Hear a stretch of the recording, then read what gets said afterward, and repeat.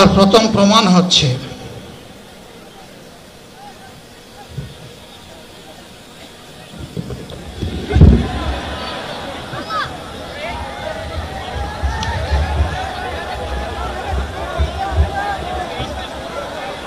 আপনারা অবস্থান করুন যার যে জায়গায়।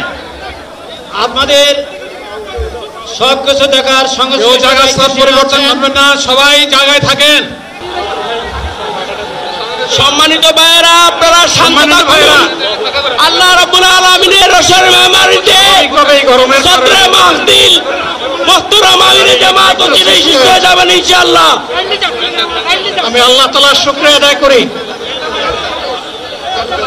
আল্লাহ তাআলার শুকরিয়া আদায় করি আবার আপনাদের সামনে দাঁড়াতে পেরেছি।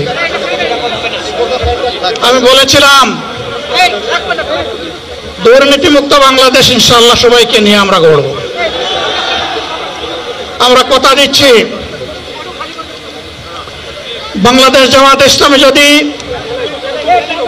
আল্লাহ তাআলার মেহেরবানি এবং সরকার জনগণের ভালোবাসা নিয়ে সরকার গঠন করে,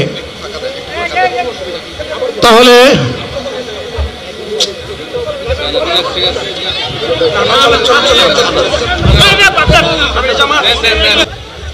2006 সালের 28 অক্টোবর থেকে শুরু করে পল্টন গণহত্যা, শাপলা গণহত্যা, সারা দেশের গণহত্যা, পিলখানার গণহত্যা, 24-এর গণহত্যা, এই গণহত্যা যারা করেছে তাদের সকলের বিচার বাংলাদেশের মাটিতে নিশ্চিত করতে হবে।